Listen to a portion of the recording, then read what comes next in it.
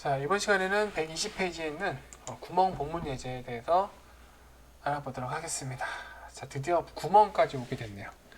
구멍 명령어까지 배우게 되면은 일단 돌출, 못따기, 못깎기, 구멍 명령 이 네 가지만 하게 되면은 이제 일반적인 부품 모델링은 거의 다 할 수 있다고 보시면 됩니다.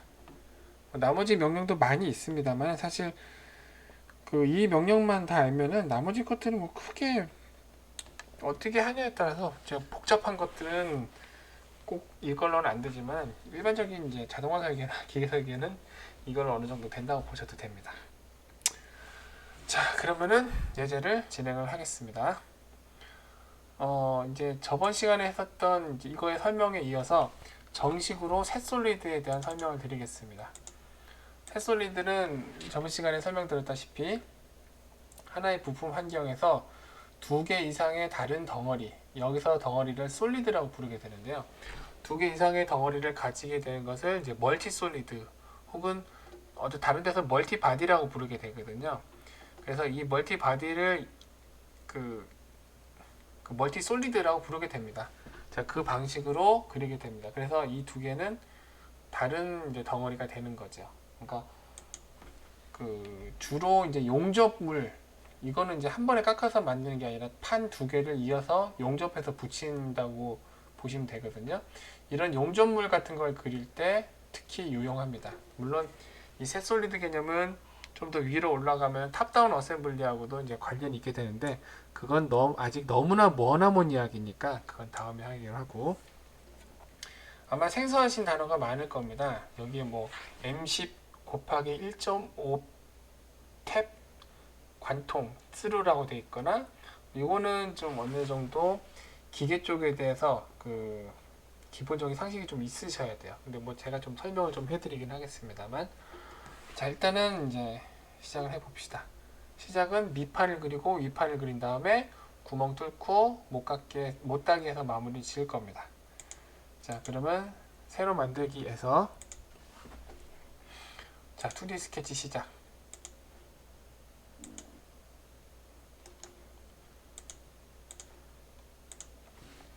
자, 80에 60 돌출 10. 자, 뒤쪽에다가 스케치 작성하고, 이제 뭐 이런 거는 제가 일일이 설명할 필요 없죠. 만약에 이게를 했는데 나 아직까지 모르겠다 라고 말씀하시는 당신은 연습 부족입니다. 앞으로 가서 처음부터 다시 하세요. 아니면은 연습을 제대로 안 했거나 그냥 한번 그냥 한번 휙 넘기신 분이에요. 앞에 제가 했던 게 단순한 게 아니라 굉장히 중요한 설명들을 많이 했거든요. 그래서 중요한 설명들을 많이 했기 때문에 제가 설명을 다시는 안 하는 겁니다. 이렇게. 자, 이렇게 해서 여기도 돌출 10인데 방향은 반대로. 자, 이 상태에서 그냥 확인 버튼을 누르면 자, 여기가 구분선이 없어지죠? 그럼 이제 도면을 보는 다른 사람들은 당황합니다. 이게 뭐지? 이거 그냥 여기 다 파란 얘기인가? 그래서 이거는 반드시 셋솔리드로 바꾸고 확인 버튼을 눌러줘야 됩니다. 자, 이제 구멍 작성을 해보도록 합시다. 자, 구멍 명령을 클릭해보면 구멍에는 옛날 버전에는 이제 타입을 선택할 수가 있게 돼 있는데 지금은 이제 이렇게 돼 있어요. 면을 선택해서 모서리 두 개를 선택하면은 이런 식으로 자, 단일 싱글을 하거나 뭐 이건 책의 본문에 나와 있겠죠. 아니면은 면을 선택하고 원통 면을 선택하면은 이 원통 면의 중심에 이제 구멍이 정렬되는 이런 식으로 싱글 구멍은 이렇게 가게 됩니다. 자, 여기에 있는 M10 곱하기 1.5P 탭 스루라는 걸 설명을 드리자면, 자, 우리나라에서 이제 쓰는 미터법 나사의 호칭인데, 여기 나사 탭이에요. 나사 탭. 여기 빙글빙글 이게 볼트 꼽는 거 나사 있잖아요. 그런 타입으로 하려면은 구멍의 유형에서 여기는 탭 구멍을 선택을 해야 됩니다. 그리고 시트는 일반 구멍이기 때문에 없음을 하고요. 여기서 많이 포기를 하시는데 우리나라에서 쓰는 이제 유형은 자, 세 번째는 ISO 메트릭 프로파일입니다. 원래 KS 메트릭 프로파일이 있으면 좋겠는데 한 15년 기다렸는데 아직 안 들어오더라고요. 뭐 KS는 없으니까 제일 비슷한 ISO를 쓰죠 뭐. 그리고 M10 여기서부터 M10 곱하기 1.5가 여기서부터 되는 거예요. 그러니까 여러분들은 구멍 유형의 탭 구멍과 여기 국제 규격 유형이 이 두 개를 만족시키고 나서야 그 다음에 크기하고 여기서 이제 20을 고르게 되면은 이게 M20이 되는 거고, 여기 M10을 하고 싶으면은 크기를 여기를 10으로 골라야 M10이 되는 겁니다. 자, 1.5는 피치라고 해가지고 코일이 감겨 들어가는 이제 한 번 감길 때의 거리를 말하는 거거든요. 그게 피치인데, 그래서 어떻게 돼요? 피치가 작으면은 세밀하게 감기고, 그 다음에 피치가 크면은 거칠게 감기겠죠. 제가 이제 도면에 표시한 거는 1.5는 그냥 일반 기본 피치입니다. 기본 가장 표준으로 많이 쓰는 피치. 그래서 이런 것들은 아마 구멍으로 해가지고 기본적으로 이렇게 해가지고 선택을 하게 되면은, 자, 내가 호칭 크기를 M6으로 고른다. 그러면 M6에 대한 기본 피치가 이렇게 나옵니다. 그래서 그 특수한 피치가 아니면은 기본 피치는 여러분들이 신경 쓸 필요 없어요. 그냥 호칭 크기만 정해주면 됩니다. 그리고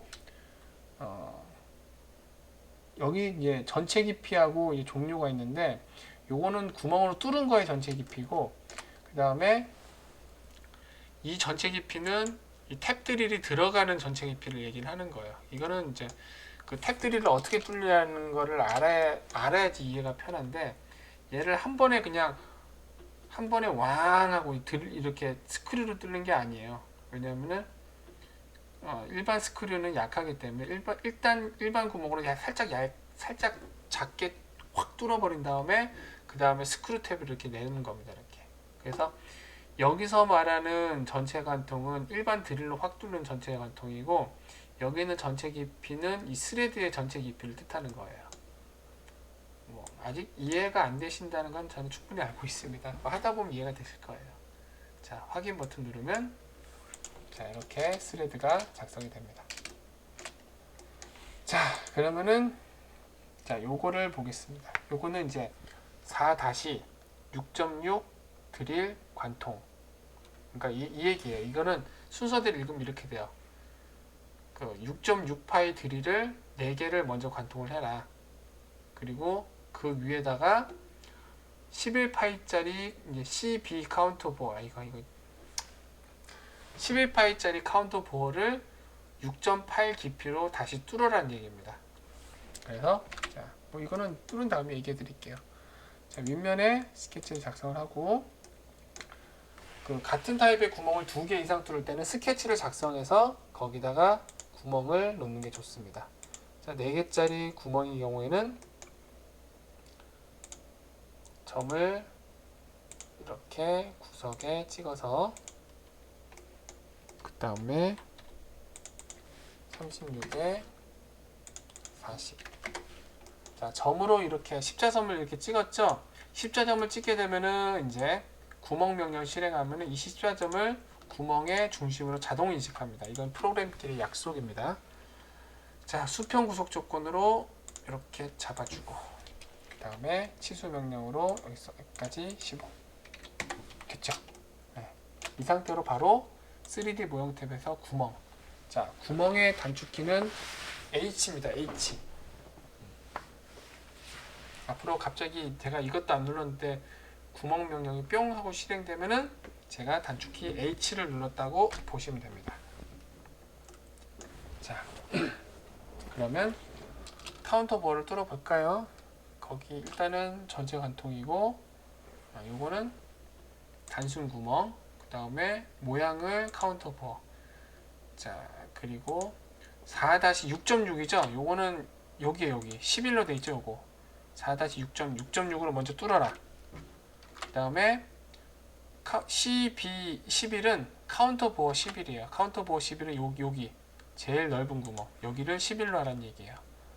그 다음에 DP 6.8은 이 11의 깊이를 지금 2로 돼 있는데 얘를 6.8로 바꾸라는 얘기입니다. 이렇게. 자, 그리고 확인. 자, 그럼 이해가 되시죠? 요게 요 구멍의 지름이 6.6이고 그 다음에 요 구멍의 지름이 여기 얘가 카운터보어예요. 카운터보어. 여기 제가 선택한 요게 요 두 개가 카운터보어입니다. 이렇게. 자, 그래서 카운터보 11이란 것은 여기가 11파이라는 뜻이고 깊이가 6.8이라는 것은 요 들어간 깊이가 6.8이라는 뜻입니다. 여기서 여기까지 들어간 깊이가 6.8이라는 뜻이에요. 이해가 되시죠? 뭐 처음 하신 분들은 뭐 머리가 빙빙 도실 겁니다. 뭐라는 거야 도대체, 그죠? 예제들을 많이 하다 보면은 자연히 익혀질 테니까 일단은 제 설명을 들으시고 머리를 끙끙 부여잡으신 다음에 연습 예제를 열심히 해보시기 바랍니다. 아마 이런 카운터버나 이제 탭 같은 경우는 앞으로 계속 나올 거예요. 자, 그러면 이번 시간은 여기까지 하고 마치도록 하겠습니다.